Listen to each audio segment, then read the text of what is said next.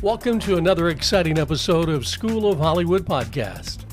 I'm your host, Steve Owens, your guide with 25 years experience in the heart of Hollywood. Each episode I bring you inside stories of Hollywood and the experts who make it happen. So sit back and get ready for another great School of Hollywood. Hi, this is Steve Owens, and I've got Jimmy Lindsey, who has been nominated for a Cinematographer Award for the Emmys. Congratulations on that. Tell us about your first impression when you heard the news. Well, I was on set here in Toronto shooting a Netflix series called Fubar with Arnold Schwarzenegger, and we were gearing up for a big action sequence. And I just got a text from my agent that said, "Congrats!" And I was like, "For what?" And he said, that I had been nominated for an Emmy. And then the phone calls and stuff started coming in from the director, Stephanie Lang, or from Rose Byrne. Sent me a text, and so it was fantastic. It was a big surprise, but I'm thrilled. Great. What sparked your initial interest in the visual storytelling, and how did that passion evolve over time? You mean to become a cinematographer? Yes. Okay. That's a great question. When I was a kid, my grandfather gave me an old Polaroid land camera, and I ended up carrying that thing around with me and taking pictures of everybody, sort of in my world as a kid. And then in 1977, Star Wars came out, and I saw Star Wars 37 times in the theater. I was consumed with it and with visual storytelling, and that period of time with so many great movies, Jaws, and so many films coming out that were just so influential to me. And I started, making little movies, and went to the University of Texas and studied film production and history, and went out to the workshops in Rockport, Maine, and started working on set. And I've been standing on a set of some kind for 35 years. Fantastic. Were there any specific filmmakers or cinematographers that really influenced your career in the beginning? Absolutely. Blade Runner, the original Blade Runner, is probably one of the most influential films for me. Certainly, Apocalypse Now, and like I mentioned, Star Wars and Jaws and Raiders. So I was really drawn to the larger cinematic, view. And then as I learned more about it and I started to really follow cinematographers, certainly Roger Deakins, Emmanuel Lubezki, Rodrigo Prieto, and then, in the past, Vittorio Storaro, Conrad Hall, the greats, the masters. Certainly, I continue to watch their work over and over and over again. What's the best lesson you've ever learned from a director? From a director? Yeah.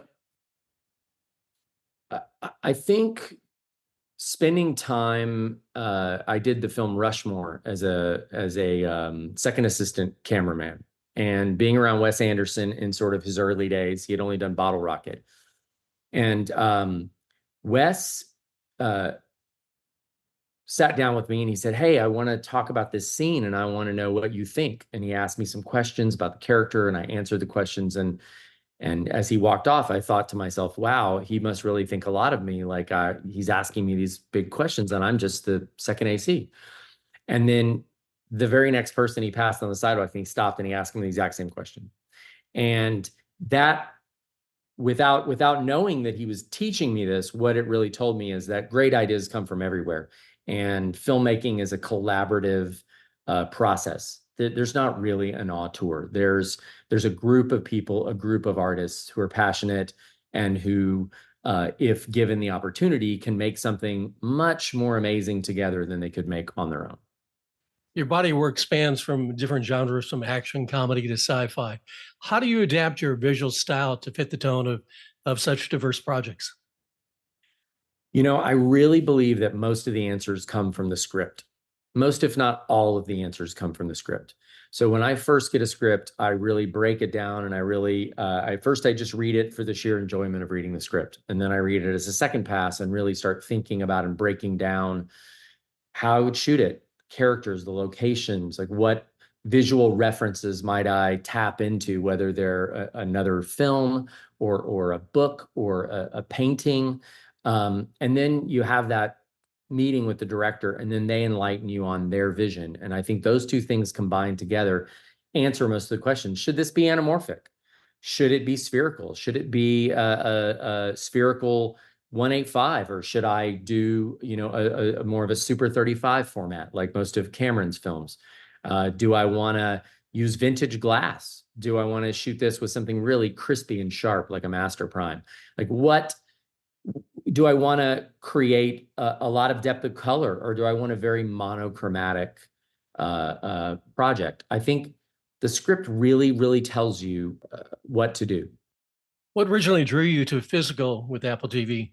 Well, I loved the first season of Physical right when I saw it, and I knew some of the players. Stephanie Lang, who has directed several episodes the first season, even more the second season, and then she directed 9 of 10 for the last season, is someone I'd collaborated with before. We had done a pilot for HBO in London. We had done Eastbound and Down. We did Veep, the pilot for Veep, together. And so I knew she was involved, and she has great taste and such great a sense of comic timing and character. I knew the show was going to be great.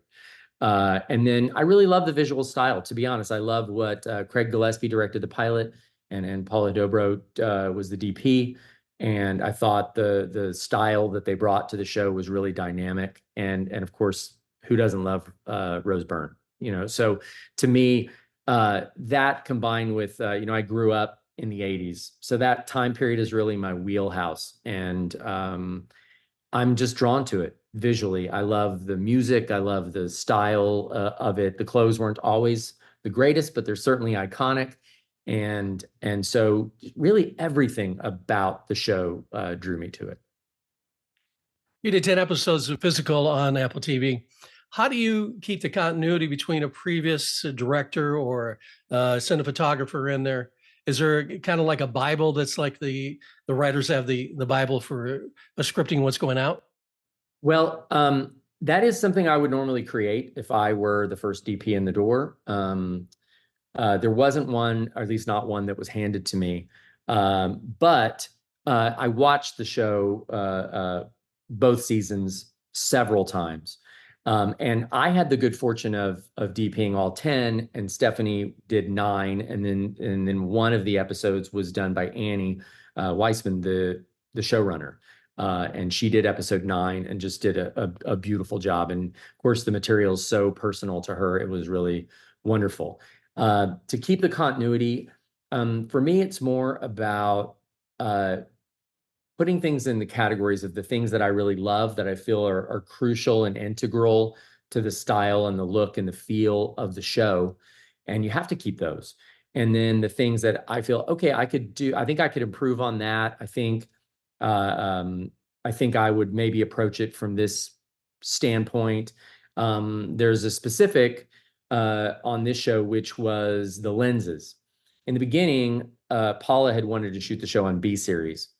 But because of the style and the design of the shots, where you start in a very wide shot and then you push way in across a room, across a parking lot, and you push into a close-up, and you wrap around and you play these very continuous long shots on moving platforms, mostly Steadicam.